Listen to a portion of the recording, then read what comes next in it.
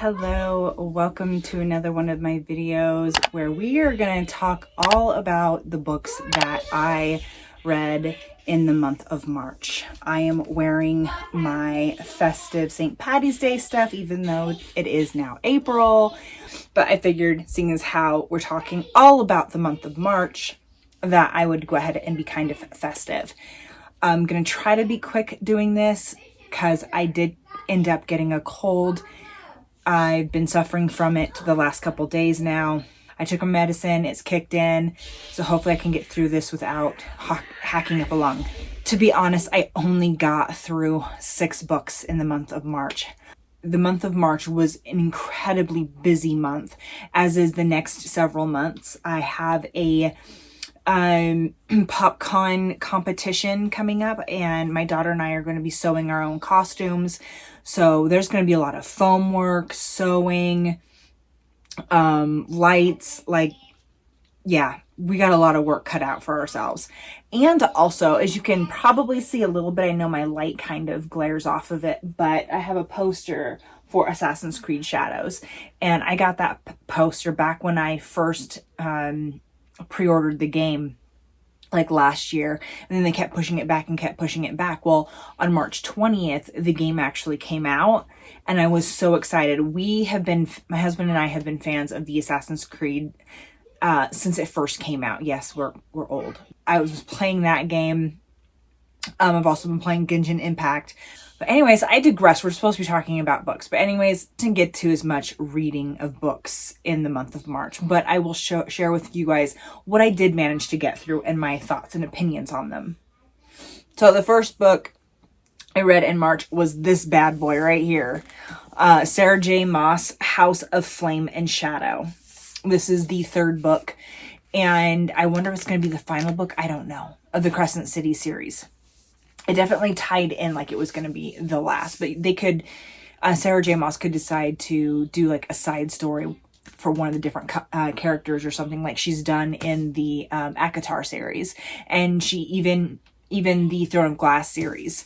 Kale got a book just for him, so I mean it could happen. This was just a 4-star read for me. I honestly didn't like where they decided to go with this book with the alternate realities and stuff. I mean, at first, at the end of book 2, I thought, okay, this is going to be really cool. This is going to be really awesome.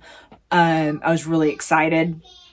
But then I got into book 3, and then I just felt like it was a little weird. That aspect of it just kind of, in my opinion, threw it off. Sarah should have just left this book about this book and not tie in other things. Like, that's my only complaint about the book. Other than that, it was a really good read, and I did enjoy it, and I did enjoy getting to see other characters and things like that. But yeah, again, it was a very good book, but it wasn't a 5-star read for me, unfortunately. Next in my lineup was this one, and this one is A Crown of Ivy and Glass by Claire Legrand. Now, this has been on my TBR bookshelf for over a year, and I was so excited to read it, and so I finally got to it last month, and I was so disappointed. So disappointed. This book is a 2-star, and that's being generous. That is being really generous. It was really hard for me to get through, which again is another reason why it took me forever to get through books, because it took me a long time to read. I was so disappointed in this book. Now, this author, this is the first time that she has written a romance, a fantasy romance, okay? There's romance fantasy, where it's a fantasy book that's heavily into the romance, and then you have the fantasy romance, which is where the fantasy is more of the plot line than the romance. Okay, so like ACOTAR would be more of a romance fantasy, where I believe the Throne of Glass would be more of a fantasy romance. Okay, it was definitely insta love. It was definitely not make sense insta love. A lot of the things were repetitive. It was slow. I mean, look how thick this book is. I didn't feel invested in the romance between the two characters. It was just very, awkward, like, ugh. Yeah, sure. There was a couple twists and turns in here, a few mysteries that made me go, and I think that's what helped get me through reading the entire book. I was so disappointed in this book. I was so looking forward to it, and it had such great potential, and it just, you could definitely tell that she is more of a mystery, maybe thriller, or just like a fantasy itself author. Definitely not romance. You can tell the romance was so horribly done. I am sorry. It was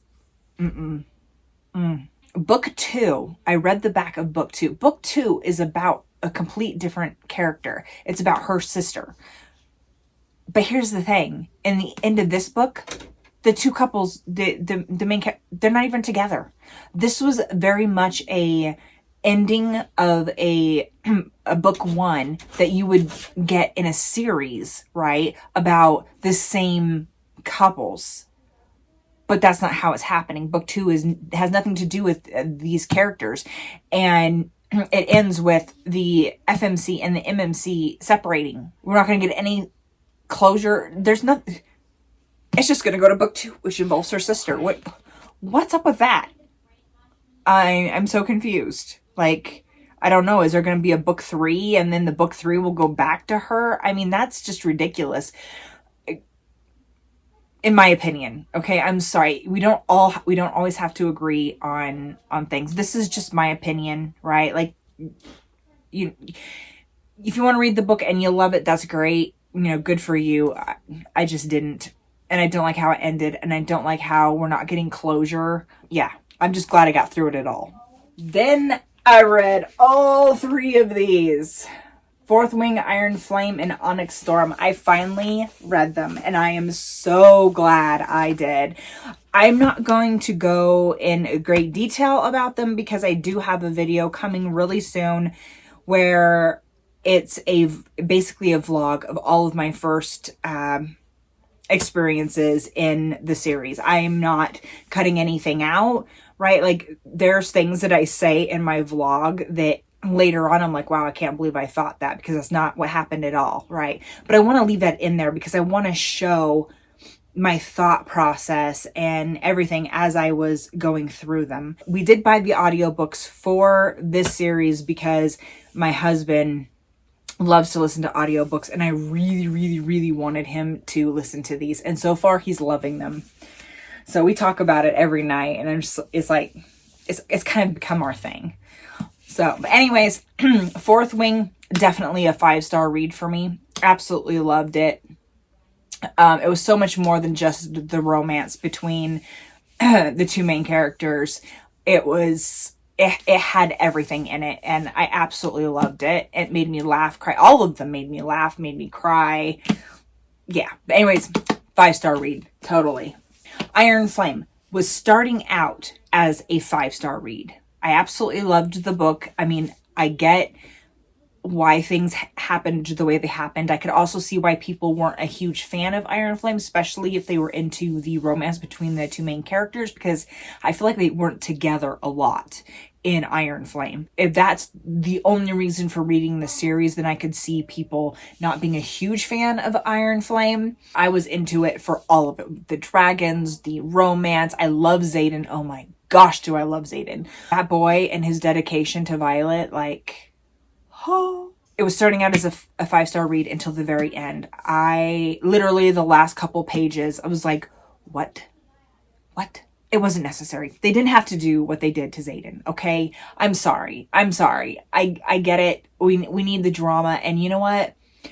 In romance fantasies, you can make all sorts of crazy things happen to your main characters to add drama, to add suspense, to add like, what the heck, I just wish they wouldn't have. I'm sorry. I just, do something else. I wasn't a fan of what Rebecca Yarros did to Xaden.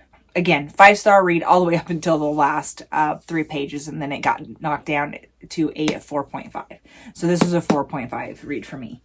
And then Onyx Storm, also 4.5 stars. Really great story.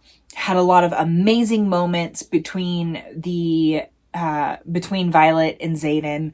Absolutely loved all of that. But again, what Rebecca Yoros did to Xaden, I wasn't a fan of. Again, I get drama. I get needing suspense. I get will they, won't they. I get like, are they going to survive? Are they going to get to be together? You know, I get all of that. But I don't know. It's just something about it that bugged me. I mean, like, they could have done it. And I think some of this too, for this book, I see so many things that that Violet could have done, things that they could have tried that they're not even thinking about. And I'm just like, that part bugged me a little, I will be honest. But again, these books were very good. Okay, 4.5 stars is still really, really good. And I am very, very much looking forward to book 4 whenever that chooses to come out. And then the last book. Okay, I was nervous. After reading Fourth Wing, Iron Flame, and Onyx Storm back to back, I was feeling a little nervous about my next book and if I was going to be able to even get into it after being in that world for so long. So I decided to read Funny Story by Emily Henry. And oh my gosh, 5 stars. 5 stars all the way. Loved this book. I will tell you here now, I have read a lot of books in my life, but never have I read a FMC that was literally me on paper. A lot of the things that she's been through, I've been through. Right? Like, except for her, it was just her dad. For me, it was both of my parents. I was mostly raised by my grandparents.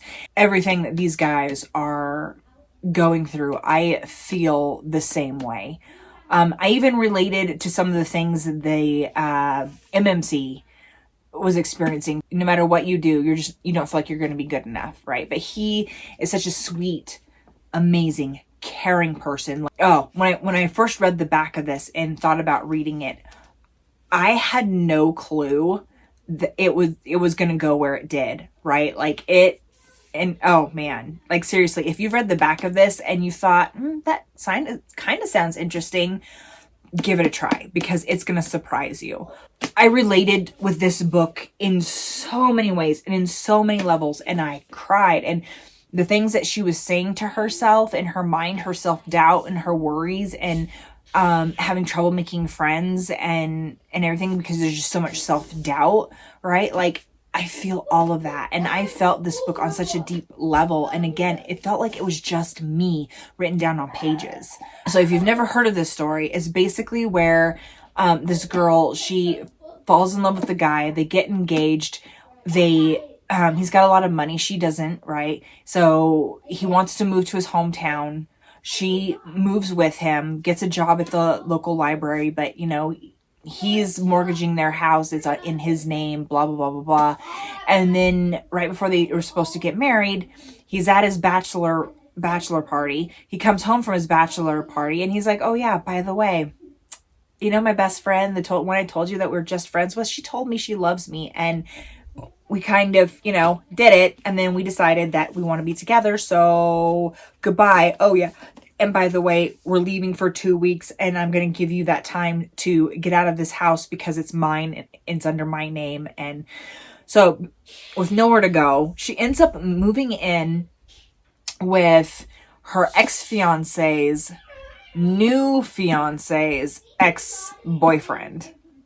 Crazy, right? So then they're wallowing in their self-misery together. And then something happens. They end up fake dating to try to make the other people jealous. And then they end up actually falling in love. And it is the cutest story. And one I definitely suggest you guys read if you haven't. It was so good. This was the first Emily Henry book I've read.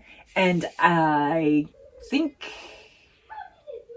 yeah, I have another one by her that I haven't read yet that I'm hoping to get to at some point because I don't know if it was just this book because again I said it really spoke to me in the fact that it was just so similar to my life. But I can't wait to read more of Emily Henry. That concludes the books that I read in the month of March. I'm hoping to get the chance to read more books in April, but we'll have to see. Like I said, I've been really busy. If I can even stick with 6 books a month, I will be happy. Yeah, that's not going to get me 100 books in the year, which is what I was hoping for.